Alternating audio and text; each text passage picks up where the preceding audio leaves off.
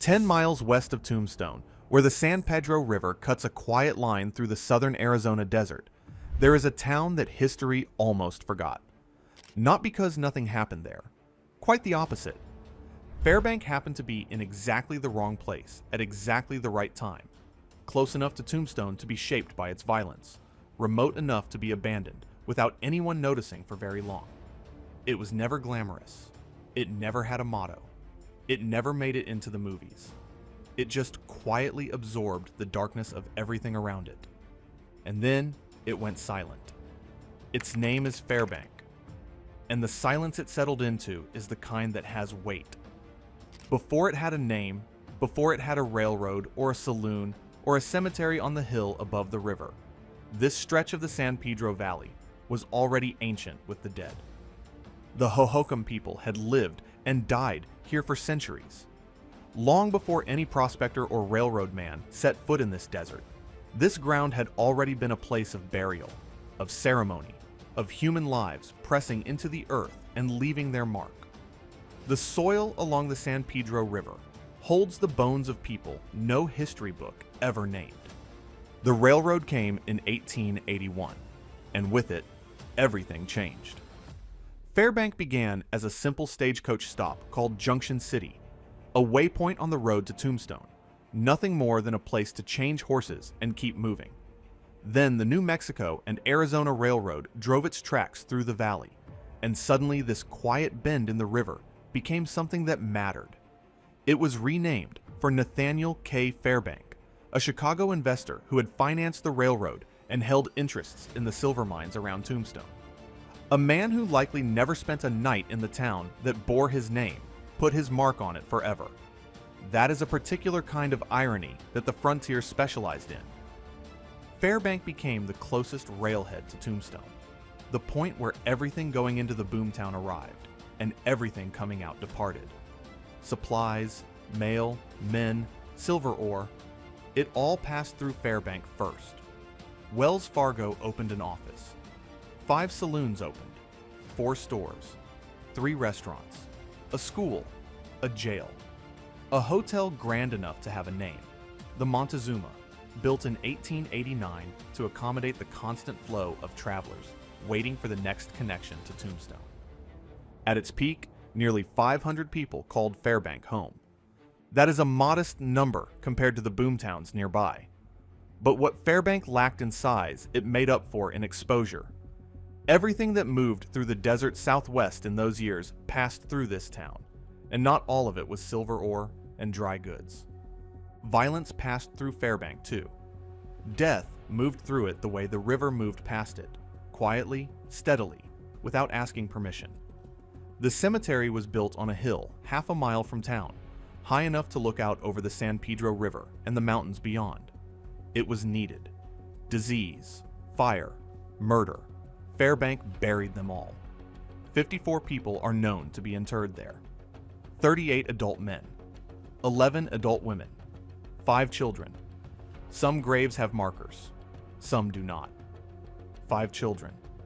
In a town of fewer than 500 people, the weight of that number is hard to carry past without stopping. The cemetery sits on that hill today, largely unchanged. The markers that survived are worn down to near illegibility by more than a century of desert wind and sun. The ones that didn't survive left only depressions in the earth, shallow indentations that the desert has been slowly smoothing flat for 100 years, as though trying to erase the evidence of what happened here. It is not succeeding. The floods came before the violence, or perhaps alongside it. It is difficult to say which did more damage to Fairbank in the long run. In August 1894, monsoon rains caused the San Pedro River to flood the community. The river that Fairbank had been built beside, that had made the location viable for agriculture, that had given the town its water, turned without warning and came through the streets. The Montezuma Hotel was rebuilt afterward. The flooding of the San Pedro River in September 1890 caused significant property damage, thinning down the population further. The river flooded more than once, more than twice. It was not an event in Fairbank's history. It was a recurring feature of life there. The townspeople rebuilt because they had no choice, because the railroad was still running, and the silver from Tombstone still needed somewhere to pass through. But each flood took something. Each flood left a little less behind. Then came the robbery. On February 15th, 1900, Fairbank was the scene of an attempted train robbery of the express car on the Benson-Nogales line by the Burt Alvord gang. Burt Alvord was a man of specific and impressive hypocrisy. A former lawman turned outlaw, a Cochise County constable who had decided that robbing the trains he was supposed to protect was a more profitable line of work. He sent 3 men into Fairbank that night to hit the express car while it stopped for water. What they did not know, what Alvord apparently failed to account for, was who was riding in that car. Jeff Milton was working for Wells Fargo as an express messenger, guarding gold and silver bullion on the Benson to Guaymas run. Milton was not a man who surrendered cargo. When the Alvord gang came through the door, he met them with a shotgun. In the shootout that followed, Milton killed one of the bandits, wounded another, and stopped the gold from being stolen. During the gunfight, his left upper arm was shattered by a bullet, but the arm was saved, and he survived. Gang member Three-Fingered Jack Dunlop was mortally wounded in the exchange, and later died in Tombstone after confessing to the attempted robbery. The gold stayed in the car. The body of a dead outlaw was loaded onto the same train and carried down the line. Fairbank went back to whatever passed for quiet in a frontier railroad town. The robbery lasted minutes. The blood soaked into the platform, and the desert dust absorbed it as it absorbed everything else. When Tombstone's mines flooded in 1886 and the Silver Rush collapsed, Fairbank felt the impact immediately. The mills that had processed Tombstone's ore, located just up and down the river from Fairbank, shut down. The freight traffic that had kept the town alive dried up almost overnight. Fairbank might have disappeared then, the way dozens of other Arizona mining support towns simply ceased to exist when the ore ran out. But the railroad saved it, at least temporarily.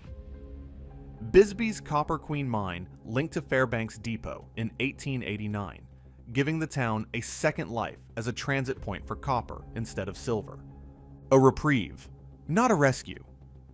In 1901, the Hearst family purchased the Mexican land grant on which the town sat. By 1905, most of the town's residents had been evicted. Only 25 people remained. The town that had held nearly 500 souls a decade earlier was reduced to a handful of people clinging to leases on a property that no longer wanted them. Some came back. The population crept up again, briefly, but the direction was set. Fairbank was dying. It just took 70 more years to finish. By the mid-1970s, Fairbank was all but deserted. The final remaining residents left when the buildings were deemed unsafe. The post office, which had operated since 1884, closed. The side roads became overgrown. The desert moved back in. In 1986, the Bureau of Land Management acquired the property and incorporated it into the San Pedro Riparian National Conservation Area. The ruins of Fairbank became federal land. A preservation effort began. The old schoolhouse, built in 1920 to replace the original, which had burned down, was restored and opened as a museum in 2007. What remains today is sparse and honest in the way that only genuinely abandoned places can be. The old commercial building, its adobe walls stabilized but not restored. The foundations of the Montezuma Hotel, still visible in the earth where the building was torn down to make way for a highway. A stable, a couple of crumbling houses, the schoolhouse, now a quiet museum where the docents speak in low voices about what this place once was. And up the half-mile trail, on the hill with the view of the river and the mountains, the cemetery. 54 graves, 5 of them children's, the markers fading in the wind. There is something about Fairbank that separates it from the other ghost towns of Arizona. Tombstone had its mythology. Jerome had its mountain and its reputation. Vulture City had its gold and its hanging tree.